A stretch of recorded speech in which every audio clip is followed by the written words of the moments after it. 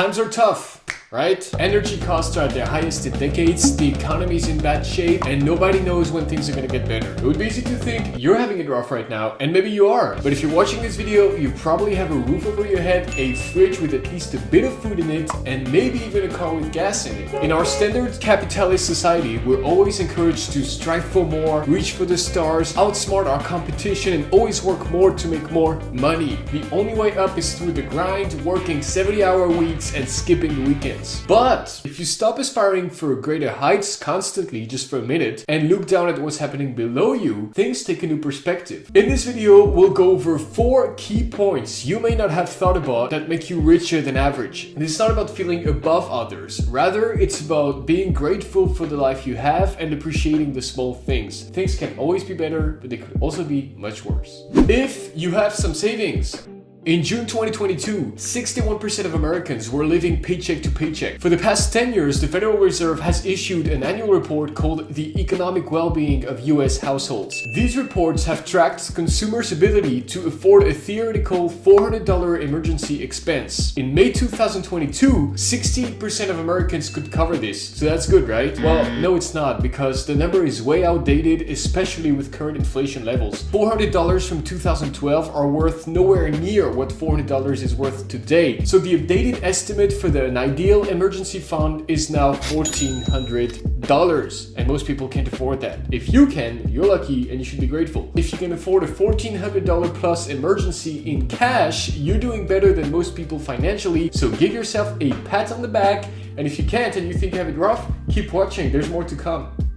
If you don't know how much you spend on eating, going out, and clothes, well, then you're also part of the lucky bunch. There are 2 types of people who don't have a budget. Number 1, those who get hurt financially by not having a budget. Number 2, those who don't get hurt financially by not having a budget. It goes without saying that you're only richer than most people if you're the second type. It's one thing to eat at the restaurant every weekend if you can afford it, but if you can't and you keep doing it, things are gonna go south for you at some point. And you might look rich in the moment, but really you're just burning through your money. And you should do something about it. The same goes for shopping sprees or partying, is the same problem. The average American household spends $1,434 per year on clothing. That's $119 per month. There's no way I spend this much on clothes. I mean, I always wear the same stuff. Call me cheap, call me fashionless, if that's even a word. I call myself a saver, and that's the thing. If you spend more than $200 but don't feel the financial burden, congrats. You have more money than you thought, but that does not mean that there's no room for improvement. If you have more than 15 memberships on your card. That's right, accumulated memberships are common in the world of financially responsible people, but it doesn't mean you're broke if you have them. I chose the arbitrary number of 15 memberships because I feel like you'd really have to push it to actually notice all the money going out of your account every month, feel the financial burn, and yet not doing anything about it. Like, that's pushing it, right? Because let's assume that the average membership costs you $12 per month. If you have 12 times 15, that's $180 going out of your account every month, and you don't even notice it, you're either richer than average or financially irresponsible. Out of all the points mentioned in this video, getting rid of memberships is the easiest and fastest way to save money. If $50 per month makes a difference to you, then look at your memberships and get rid of a bunch. I promise you'll save $50 in no time. Also, many banking apps now allow you to filter your expenses per type, so you can see recurring charges and cancel what you don't need.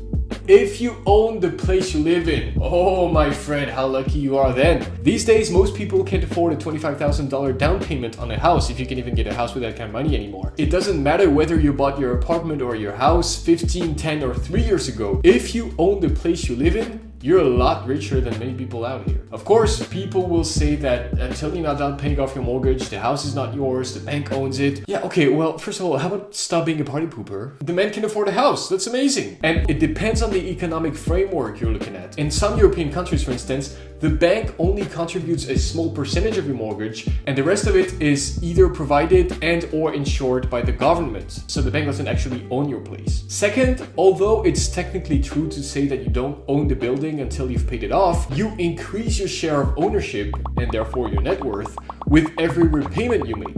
Home equity is very important because even if something bad happens and you have to sell your place, you'll get back the amount you owed on it in cash, minus fees and all that, of course. Also, if you're lucky enough to live in an area where home prices have increased, which, I mean, unless you live in the desert, your place has increased in value because the prices are crazy everywhere right now, then you might even be able to cover the taxes, the fees, and other costs related to the sale. Maybe you can even make a profit and you become one of those real estate guys.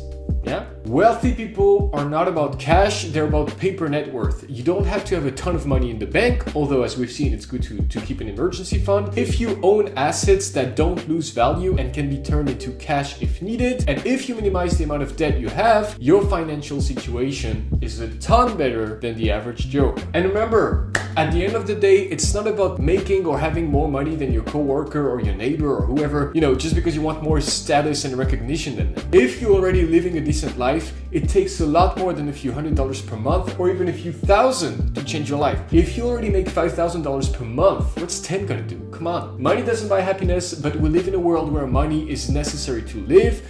And that's the key. The more money you have, the less you'll have to worry about. Again, this video is not here to make you feel richer than your peers. In fact, it's not even here to make you feel rich. It's here to make you feel grateful, right? To make you realize that maybe you don't have it that bad, and that if you checked off at least one of the boxes mentioned in this video, know that a lot of people are having it worse than you, at least from a financial perspective. That's it, really. That was my 10 cents on being rich when you think you're poor. Thanks all for watching. Be grateful, save money, don't spend needlessly. See you next week. Enjoy the journey you're on.